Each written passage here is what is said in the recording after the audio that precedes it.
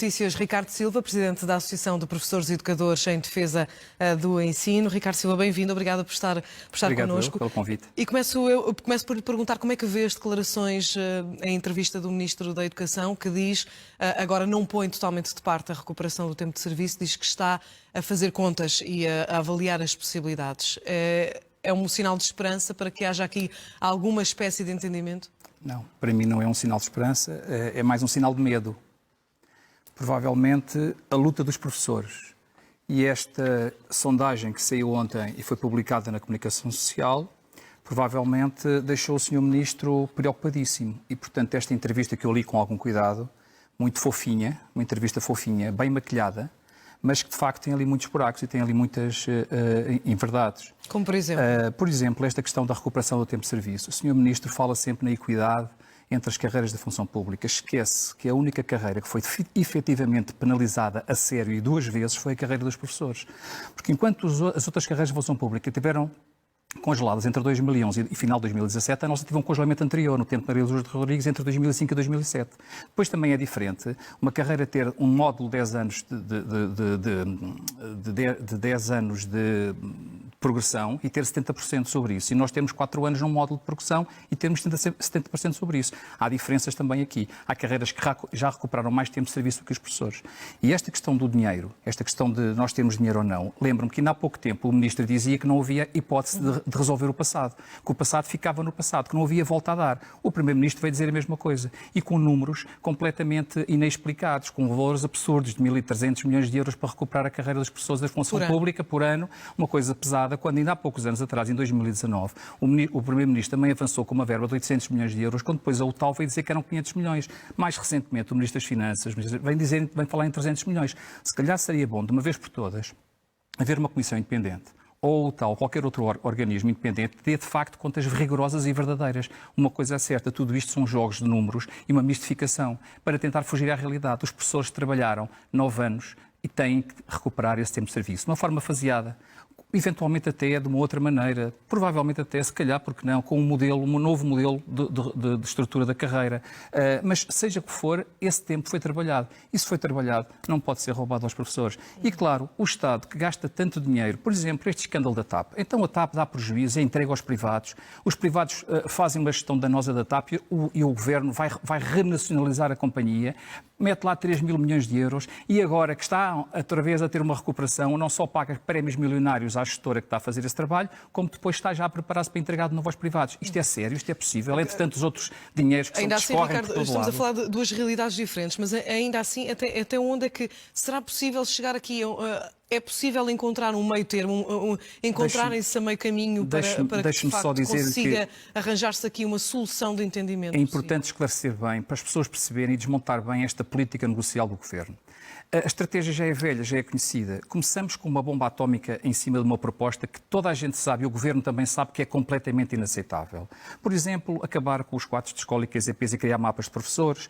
Por exemplo, colocar aqui a questão da escolha dos professores por perfis. Por exemplo, aumentar os professores sem componente, com insuficiência de componente letiva para 12 horas, de 6 para 12 horas. Isto foi para lançar a bomba. E depois começa a coreografia negocial. Venham os sindicatos, venha a contraproposta. E nós depois vamos, dizem eles, positivamente e de boa fé, vamos cedendo àquilo que são as reivindicações dos sindicatos e dos professores. Não estão a ceder nada.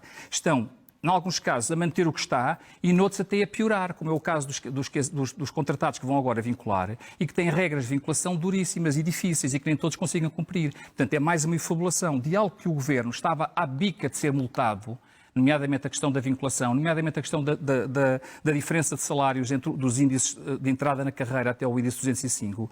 E o que é que nós descobrimos agora nas últimas versões do Ministro no anteprojeto de lei? Quem vincular, os docentes que vão agora vincular, têm que concorrer no momento da confirmação da vinculação a todo o país. Ou seja, agora já não é só casa às costas. Agora, se as pessoas quiserem ficar próximo da família, é a família que tem que se deslocar, porque depois, para sair dali, só podem concorrer a 3 QZPs adjacentes. Não podem concorrer livremente para o país todo. Isto é, agrilhoar os contratados, nomeadamente às zonas onde há mais falta de pessoas. Estamos a falar de Lisboa, estamos a falar do Algarve.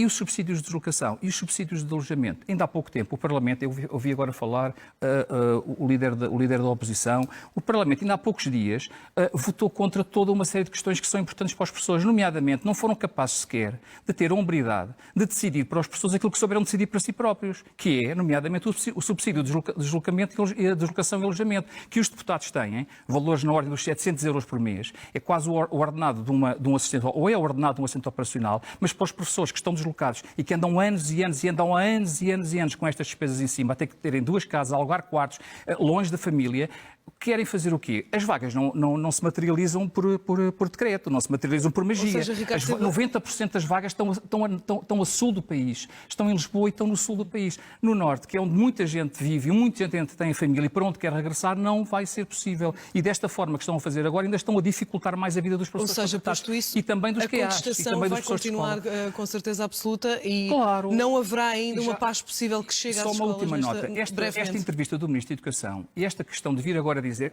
então vamos lá ver o que é que nós podemos fazer em termos de recuperação. Obviamente, isto acontece porquê? Porque está a perceber que na mesa negocial as coisas estão-lhe a correr muito mal. Nas sondagens na opinião pública estão-lhe a correr muito mal. Então vem agora aqui abrir uma pequenina janela, mas atenção, estamos a fazer mais uma vez a mesma coisa, dividir para reinar. Mas as pessoas não se vão deixar enganar. Dar umas migalhas a alguns, para aqueles que estavam mais no princípio da carreira, e ignorar todos os outros, que é a grande massa dos professores.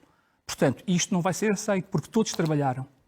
E todos têm que ter direito ao seu tempo de serviço. Seja faseado ou não, mas isto é fundamental. Portanto, basicamente é um tudo ou nada. Não é uma questão de tudo ou nada. Quando nós dizemos que pode ser faseado, não estamos a dizer tudo ou nada. Nós reconhecemos isto e reconhecemos também, claro, todas as carreiras são dignas, mas a das pessoas não é menos. O que está aqui em causa é o futuro do país. Nós temos que ter uma política de valorização dos professores. Nós temos que assegurar que a escola pública vai continuar a funcionar, a ser o elevador social que tem que ser, a corrigir desigualdades, a incluir todos os alunos. E este trabalho tem que ser feito seriamente pelos políticos que nós temos. Eu costumo dizer, temos muita pena minha, pequenos políticos, e devíamos ter políticos com uma ética republicana, que soubessem definir prioridades, que soubessem orientar os recursos públicos para aquelas áreas que são de facto prioritárias e ninguém duvida e ninguém põe em causa, que a educação é uma área absolutamente prioritária. E se não investimos nisto, eu tenho muito receio do que vai acontecer aos jovens deste país, às crianças deste país, que vão crescer com uma escola destruída. É o futuro. E é um investimento, é um valor, não é uma despesa. Ricardo Silva, agradeço. Obrigada por ter estado connosco na SIC Notícias. Uma boa tarde.